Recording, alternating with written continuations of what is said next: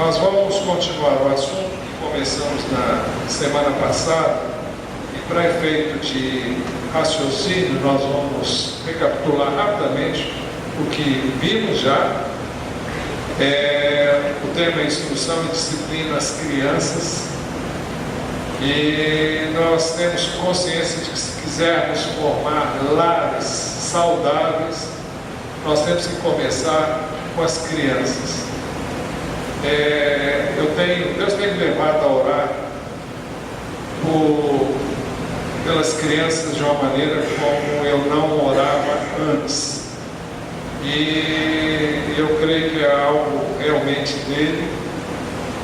E eu creio que nós temos que valorizar mais as crianças do que normalmente elas são valorizadas. E eu creio que nós temos que investir o máximo que pudermos nelas, porque eu creio que elas também podem ser um veículo da evangelização dos seus pais, dos seus irmãos, dos seus vizinhos, porque uma criança, quando ela é alcançada pelo Senhor, ela não tem vergonha, ela não tem barreiras, ela não tem... E uma das coisas que depois que o homem, a mulher cresce, a criança cresce, ela passa a ter uma série de dificuldades de comunicação que ela não tem quando ainda é criança. Ela é espontânea, ela é natural, ela fala de Jesus com espontaneidade e ela acolhe o Senhor Jesus com naturalidade, recebe. Por isso que Jesus disse que, se nós não recebermos o reino de Deus como uma criança, então jamais vamos entrar nele. Muito bem. É possível que você, já dissemos isso na semana passada, pode não ter sido educado como recomendam as Escrituras, e todavia você pode, pelo conhecimento que você tem através das Escrituras, formar lares e formar crianças com o caráter, com as características que Deus deseja que todos nós tenhamos. Dissemos na semana passada, voltamos a repetir, as crianças são formadas na mais tenra idade, isso é, o caráter e aquilo que elas vão ser no futuro.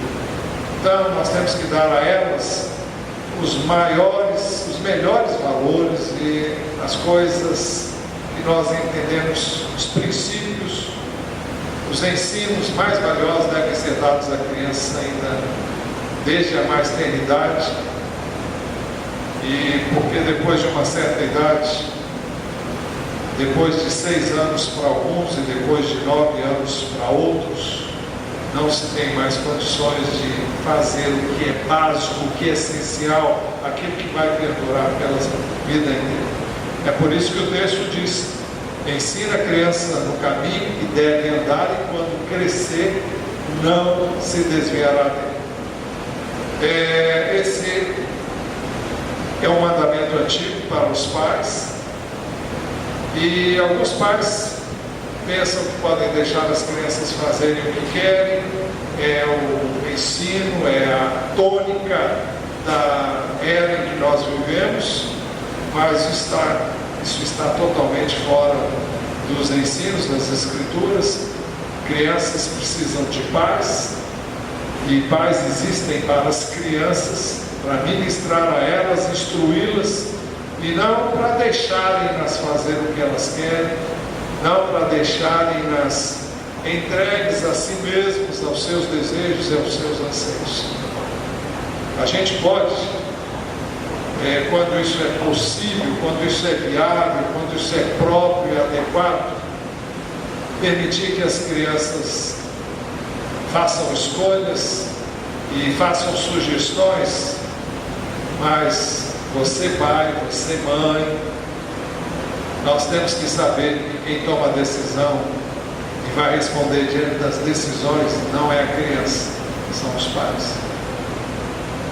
Então não faça o que a criança quer, faça o que você sabe é melhor para ela. Eu fico pensando, se Deus deixasse que eu e você fizéssemos tudo que já quisemos fazer na vida. Eu sou tão grato a Deus porque Ele não deixa. Muitas vezes, motivados por N razões, eu e você queremos coisas que não serão boas para nós, que não vão nos levar a lugar nenhum, e muito pelo contrário, vão nos levar a um caminho que não será bom. Muitas vezes caminhos de morte. Então, é preciso que nós entendamos que, assim como Deus não permite que nós façamos o que queremos, mas sim o que Ele acha que é melhor para nós, é isso que Ele dá, é isso que Ele faz para nós, também como pais nós temos que fazer isso. Muito bem. Nós dissemos que a base bíblica para isso está no fato de que as Escrituras ensinam que os olhos dos filhos são os pais. Meu filho, obedeça os mandamentos de seu pai, não abandone o ensino de sua mãe, amarre-os sempre junto ao coração, ate-os ao redor do pescoço. Por que deveremos fazê-lo? Quando você andar, eles o guiarão, quando dormir, o estarão protegendo, quando acordar, falarão com você. Por que assim? O texto responde: pois o mandamento do pai é a lâmpada e a instrução da mãe é luz, e as advertências da disciplina são o caminho que conduz à vida. Vimos também que filhos que se recusam a obedecer perdem os olhos que Deus lhes deu, no caso, os pais. Os olhos de quem zomba do pai, zombando, nega a obediência à mãe, serão arrancados pelos corvos do vale e serão devorados pelos filhotes do abutre.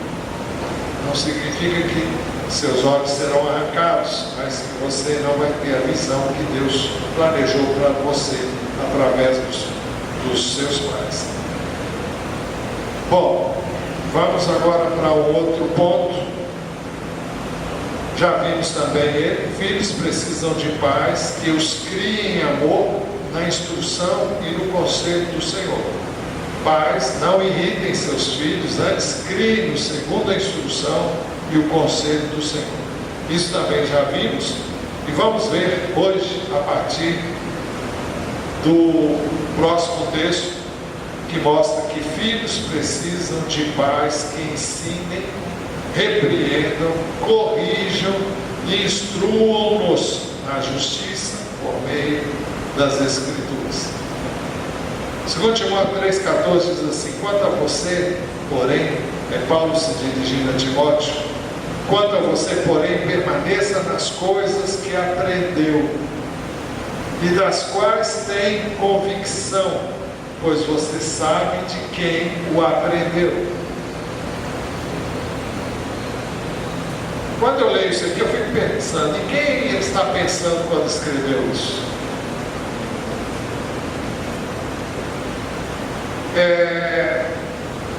Ele se refere, numa das epístolas a Timóteo, à sua mãe Eunice e à sua avó Lloyd. E ele se refere a elas como aquelas que trouxeram a fé que ele hoje tem. Fé no Senhor e na sua palavra. Quanto a Jesus, Timóteo ouviu isso do próprio apóstolo Paulo.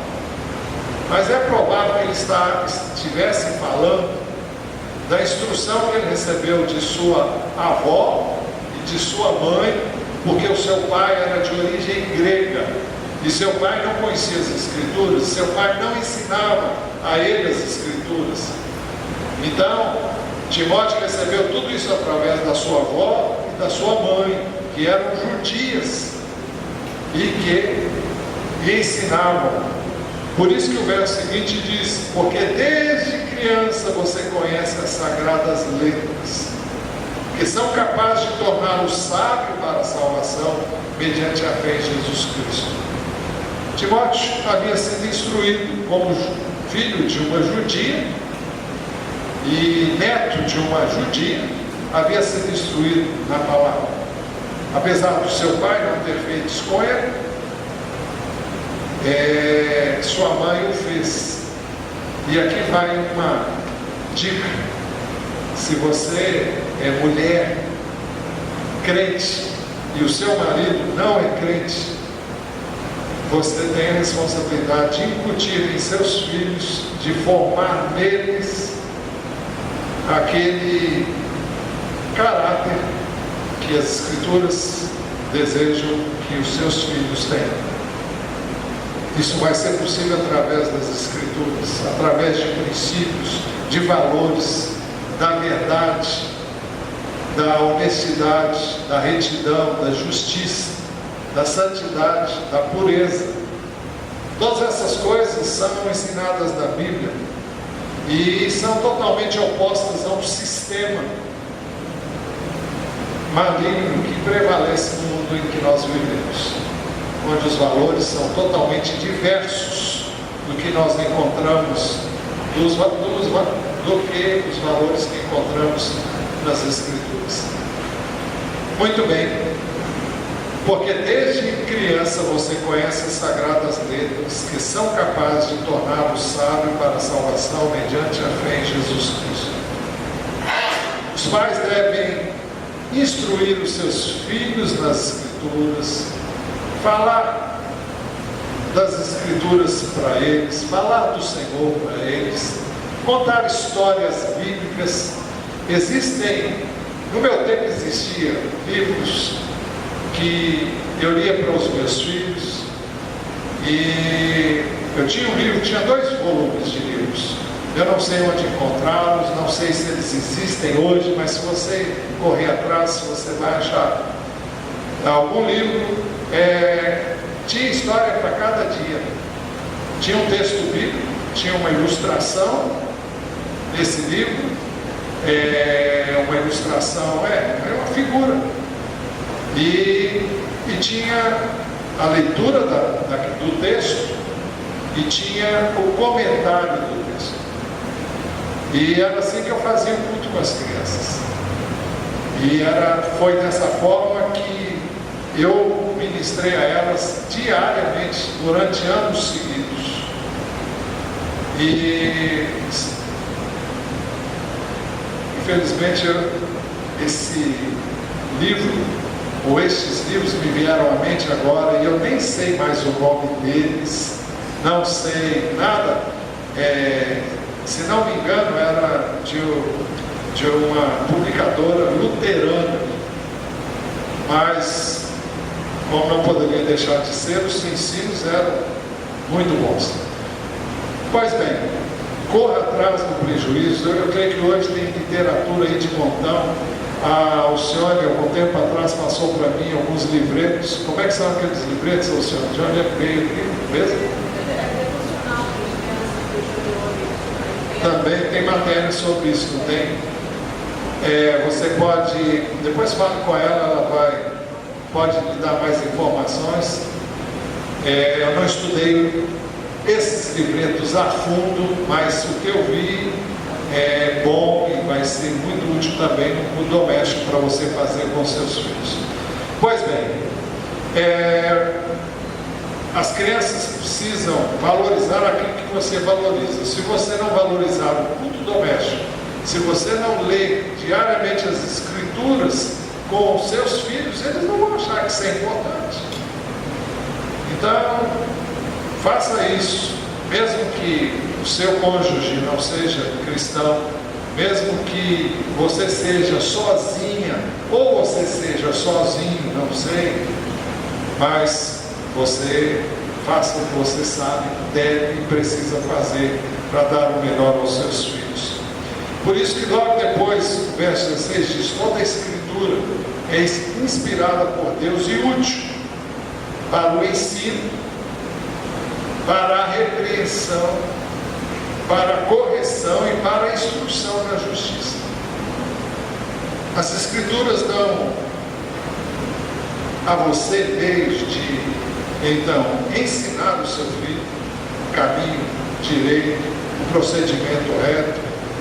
As Escrituras fornecem meios para você repreender quando ele se desviar do caminho, e as Escrituras fornecem meios para você corrigir o erro que ele cometeu, e as Escrituras têm meios e recursos para você novamente instruir o seu filho no caminho que deve andar. Embora eu já tenha repetido isso aqui 1000 vezes,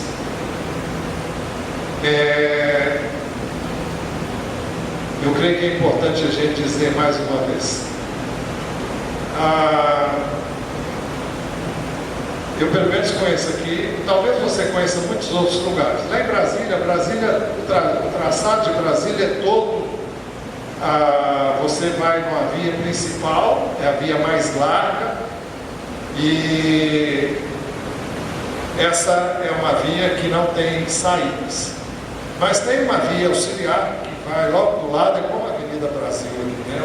O central, só que lá não tem mesmo como sair dela. Você entrou nela, tem que ir até o final. Não sei se isso foi modificado. E tem a pista auxiliar, que fica do lado dessa, tem uma nessa direção e a outra que vem no outro sentido contrário. E para você ter acesso às quadras, você passa, essa via principal passa ao longo de todo, chama eixo monumental. Você passava em frente a todas as quadras, primeiro da asa sul, Brasília tem o formato de um avião, e depois da asa norte. E esse eixo vai da asa sul até a asa norte. Aliás, eu não sei se é eixo monumental, um é monumental, o outro já me esqueci. Mas o fato é que, para você ter acesso às quadras, você faz um retorno e você então vai na direção da quadra. Mas eu sempre me lembro disso quando eu penso nesse texto. O texto diz que a Escritura é inspirada por Deus e útil para o ensino. Então você vai andando na estrada reta. E o objetivo de Deus é que você ande na retidão, você ande no caminho direito, e de repente você se desvia do caminho e entra como se fosse num retorno. Você saiu do caminho. Então você não está mais andando na retidão. É preciso que você então corrija. Bom, o texto diz que você precisa primeiro ser repreendido. Olha, você saiu do caminho. Mas não basta repreender, tem que corrigir o curso. Para corrigir o curso, você vai ter que dar uma volta. Você vai ter que ir lá, voltar, e novamente voltar, passar por ali para pegar o curso outra vez. O fato aqui a gente pode pensar em algo mais simples. Imagine você andar no caminho, saiu do caminho, é preciso que você repreenda, pare de sair fora do caminho, você é repreendido e se corrija o curso para você voltar à estrada normal. É isso que a Bíblia faz, e a Bíblia faz tudo isso outra vez. Você é ensinado, depois você é repreendido, você é corrigido e volta novamente a ser ensinado o que você foi ensinado antes. Por que tem que ensinar outra vez? Porque você errou. Porque você errou significa que você não aprendeu direito. Se não aprendeu direito, tem que repetir, tem que insistir até que você permaneça naquele caminho. E se houver outros desvios, é necessário que o processo se repita, onde se faça necessário isso. Agora o texto diz: toda a Escritura é inspirada por Deus e útil para o ensino, para a repreensão, para a correção e para a instrução na justiça, para que o homem de Deus esteja apto e plenamente preparado para toda a boa obra. Nós não formamos crianças para permanecerem crianças. Nós estamos formando pessoas que vão ser homens e mulheres de amanhã, e essas pessoas precisam ser aptas. Aptas para quê? Para ficar junto com a mãe, junto com o pai o resto da vida? Não. Nós preparamos pessoas para a vida. Os filhos não são para nós não preparamos pessoas para tê-los aconchegados a nós ainda que tenhamos uma tentação enorme de mantê-los conosco.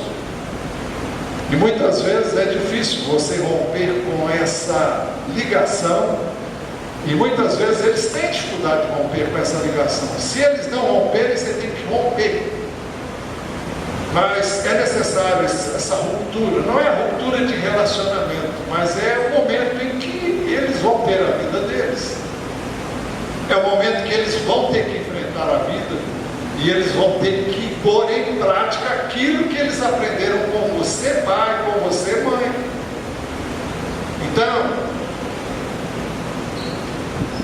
é muito importante que você prepare seu filho e sua filha, não para você, mas para viver uma vida sem você. Até porque você não é eterno e você não vai viver para sempre aqui. Então, você está preparando pessoas que vão casar-se, vão constituir famílias, vão ter filhos e vão reproduzir aquilo que você ensinou para eles. Então é necessário que você dê o melhor, que você se empenhe, que você se dedique.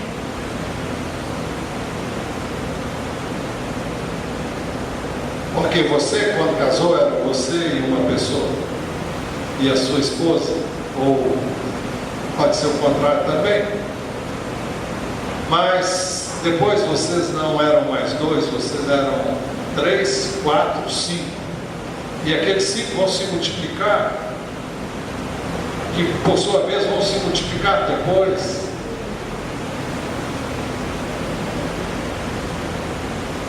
Se você fizer bem o seu dever de casa, você está multiplicando bênção, você está multiplicando vida.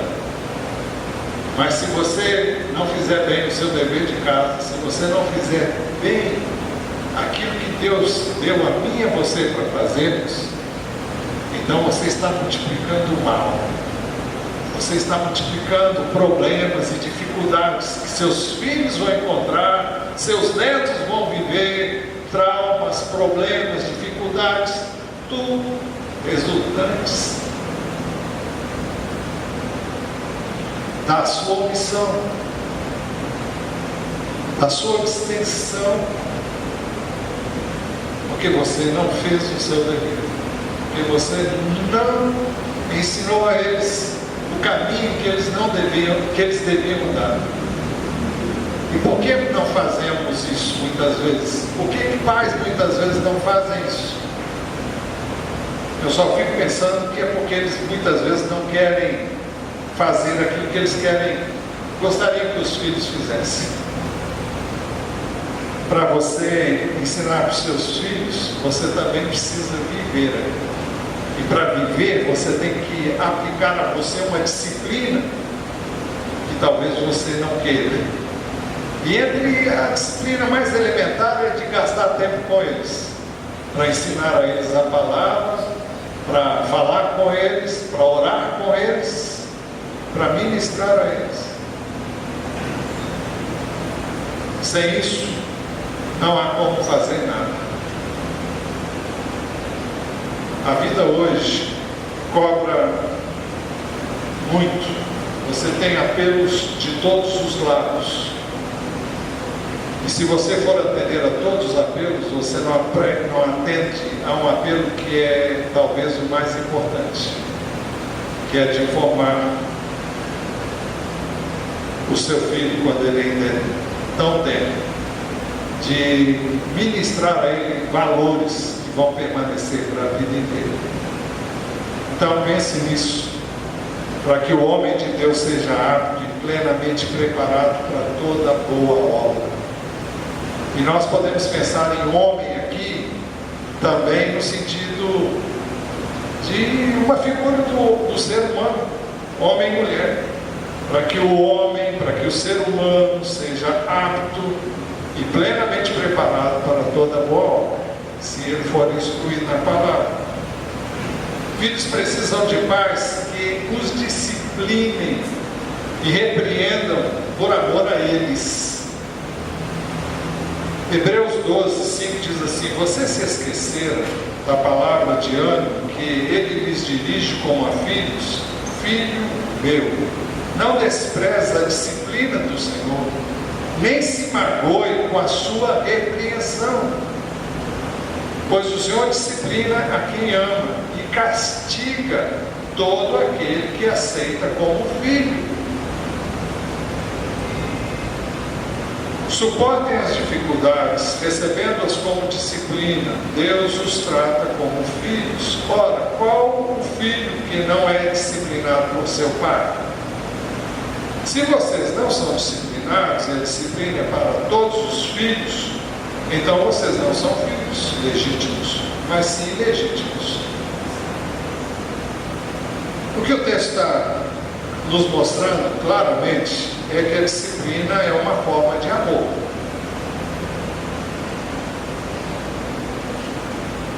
Deus age conosco dessa forma.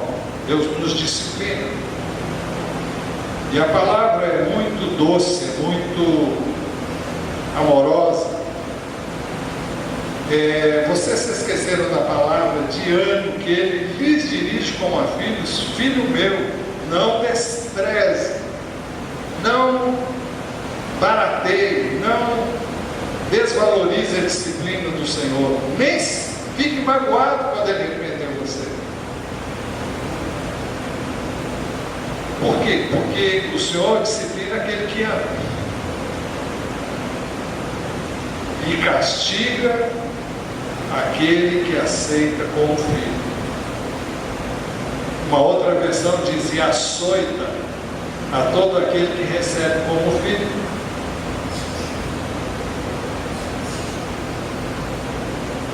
Mais uma vez temos que falar da questão do açoite, da vara. Hoje, de acordo com a lei, é proibido açoitar os filhos. É claro que a palavra açoite tem uma conotação pejorativa, mas a varinha de marmelo, aquela varinha bem fininha, bem aplicada nas pernas e nas nádegas, tem um efeito fabuloso na formação do caráter da criança.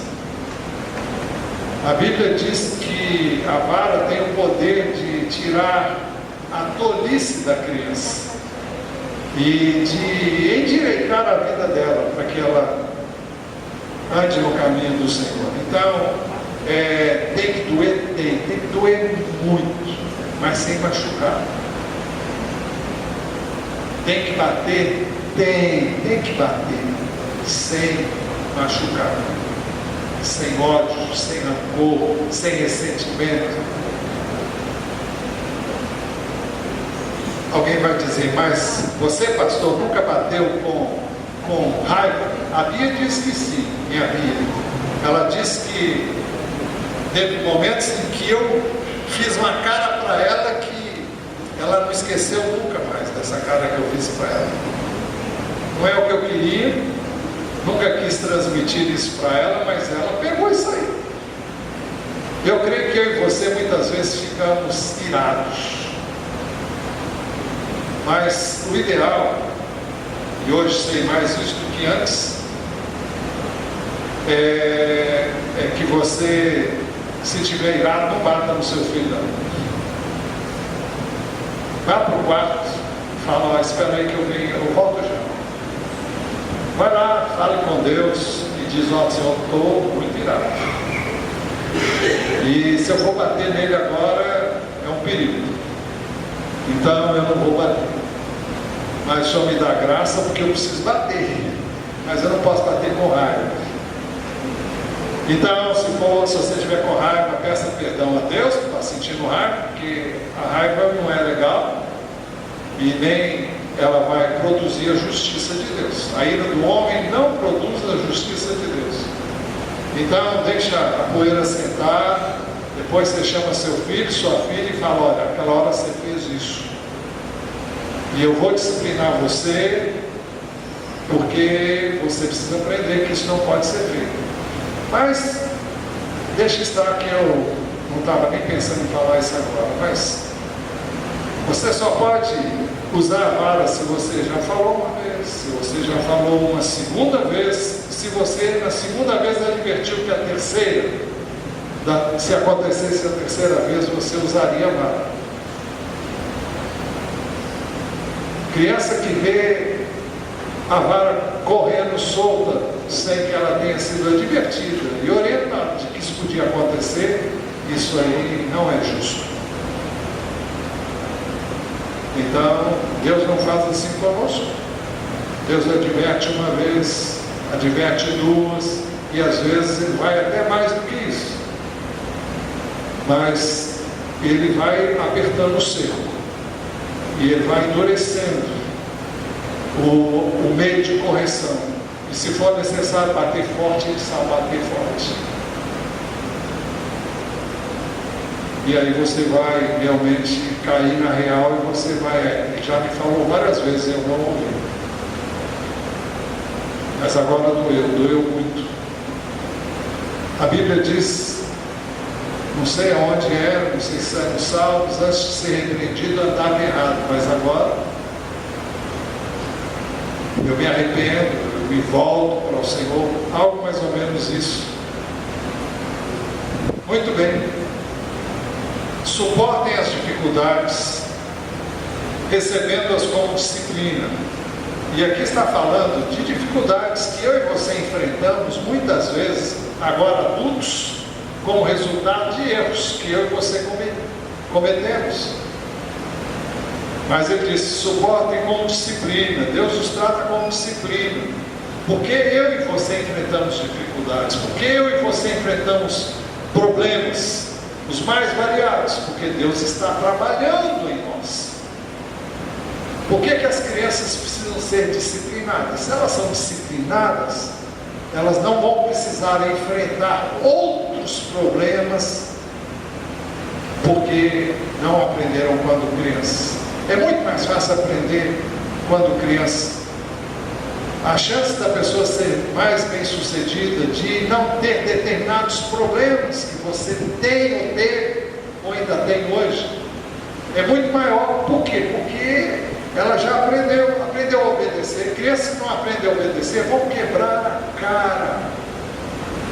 O filho rebelde, ele se arrebenta todo, e ele não é bem sucedido, ele não vai bem em coisa nenhuma. Por quê? Porque é desobediente, porque é rebelde, e ele vai encontrar sempre obstáculos, o tempo todo, a vida inteira, até aprender a obedecer. E pode ser que não aprenda nunca. Por quê? Porque não houve quem quebrasse a vontade dele quando criança. Há uma coisa que eu e você temos que entender: pais existem para ensinar as crianças que nem tudo que elas querem pode ser feito. Então, eles têm que aprender, as crianças precisam aprender que não também é uma expressão de amor, que não também é uma expressão de cuidado, que não também é uma expressão da vontade de Deus através dos pais, e depois na vida também.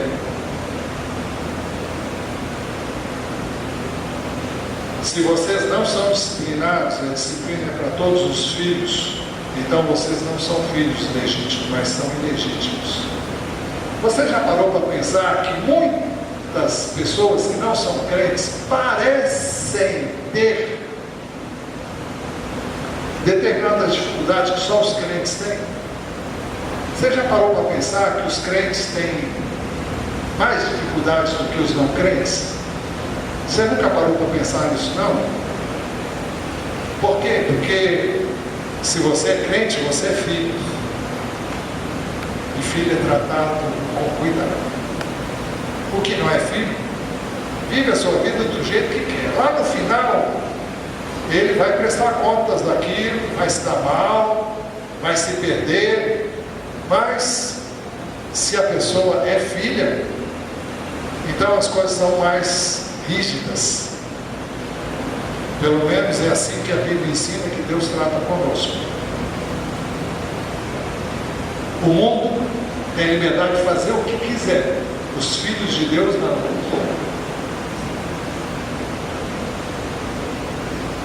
O mundo não dá o dízimo. E muita gente prospera sem dar o dízimo. Mas o crente, se não der o dízimo, ele não prospera. O que Deus está querendo ensinar? Está querendo ensinar que eu devo aprender, confiar nele, que eu devo depender dele, que ele cuida de mim, que ele sou. Como é que ele vai ensinar isso? A não ser que eu me submeta à disciplina que ele exige de mim, que ele requer de mim. O mandamento de Deus, a palavra de Deus, não visa infernizar a minha vida, mas faz com que eu o conheça, com que eu o ame.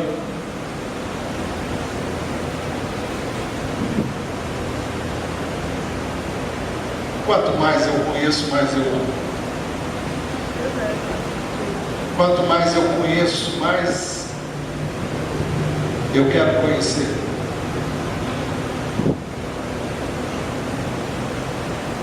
Então, o ímpio não conhece o Senhor, o ímpio não tem o privilégio de conhecer o Deus do universo, de saber que, não obstante ele ser tão grande, ele também habita dentro de nós, que temos posto a nossa confiança nele.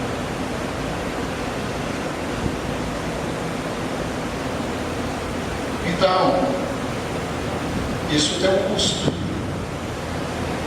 Para você criar o seu filho, para ele ser bem sucedido, para ele ter uma vida vitoriosa, ele vai ter que aprender. Isso vai custar alguma coisa, vai custar para você, vai custar para ele.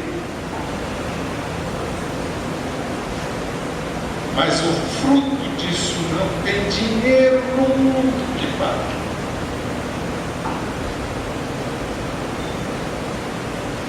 Isso não se aprende nas universidades.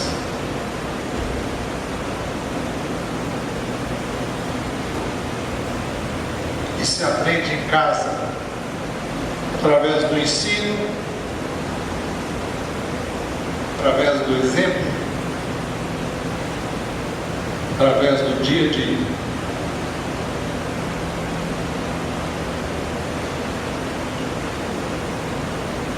Filhos precisam de pais que os disciplinem por amor e não temem usar a vara. Provérbios 22:15 diz: a insensatez está ligada ao coração da criança, mas a vara da disciplina a livrará dela. Então, nós precisamos ter isso em mente. E eu já tinha citado esse texto antes, por isso que eu não vou demorar nele.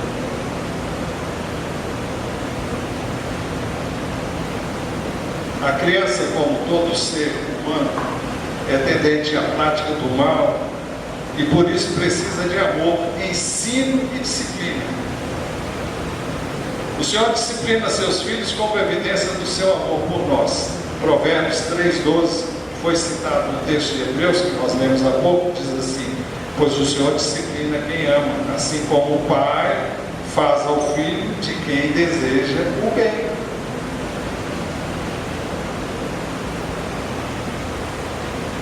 Então, a disciplina, a correção, a instrução, a repreensão, a correção e o ensino à justiça é evidência do amor de Deus por nós e é evidência do amor do pai, da mãe pelos seus filhos.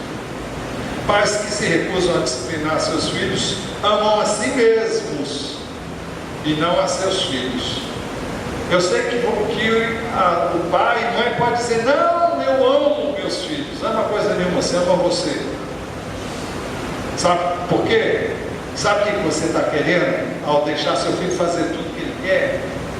Você não quer perder seu filho.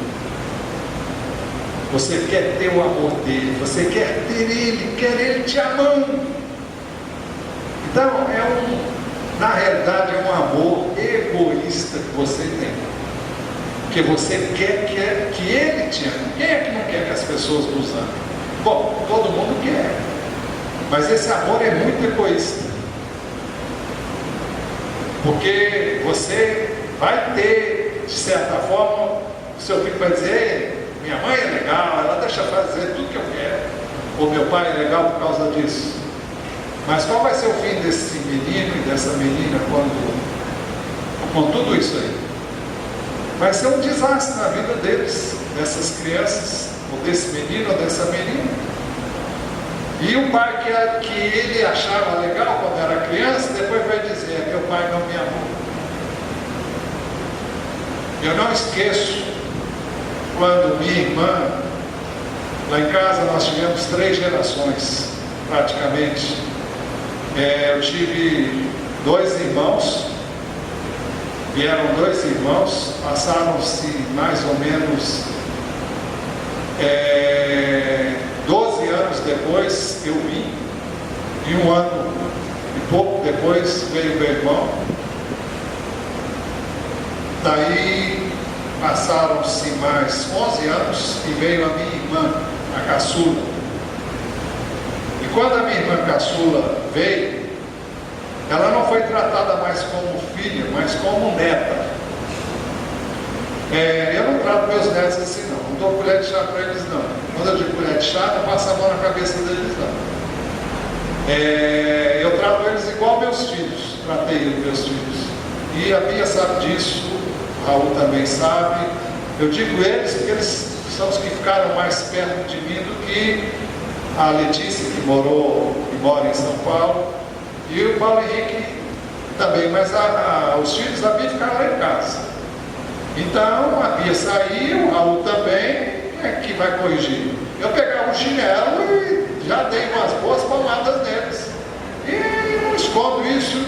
E eles chegavam e contavam para o pai, para a mãe, que eu havia feito isso. Mas eu nem sei o que eu estava falando, que eu já nem lembro. Hein? Então, mas na casa dos meus pais, então a última filha,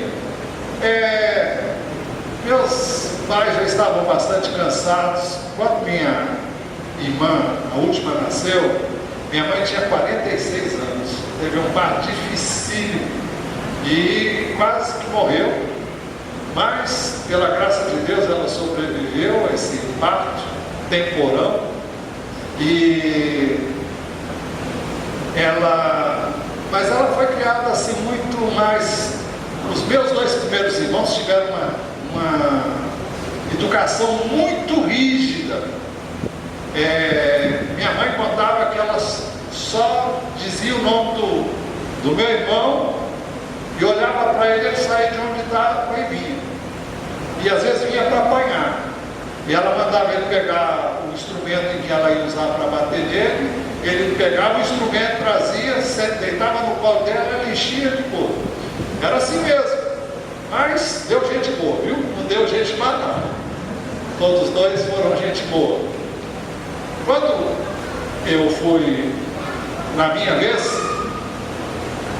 minha mãe e meu pai, coitado, eu já subia até nas árvores para ele não me bater. E eu ficava lá em cima até a raiva, porque ele ficava muito irado comigo. Até que a raiva passasse, depois de algum tempo eu descia e saía fora da visão dele. Mas minha mãe não tinha muita força para bater já em mim. E eu já disse para vocês que quem me batia era a minha irmã mais velha, mas ela me enfiava o couro. E eu apanhei demais, apanhei muito, eu aprontava que vocês nem imaginam. Mas eu dou graças a Deus, porque eu fui corrigido, fui assim, isso não alterou nada. E o que faltou nos meus pais, a minha irmã mais velha não deixou por menos não. Então, apanhei bastante. Mas eu estava falando da minha última irmã, a caçula, a Terezinha.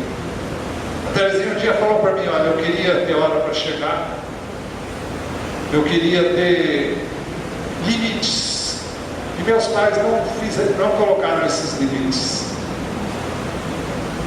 O resultado foi que a minha irmã enfrentou problemas que Eu não vou entrar em detalhes porque é a vida dela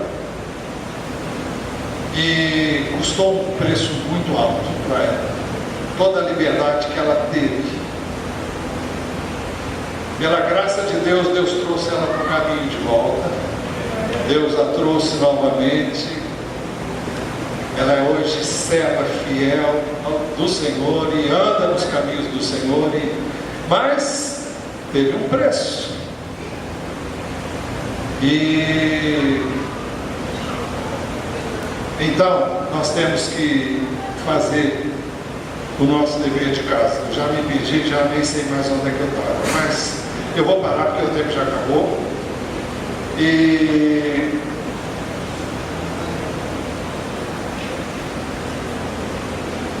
a gente continua, se Deus permitir, na próxima semana.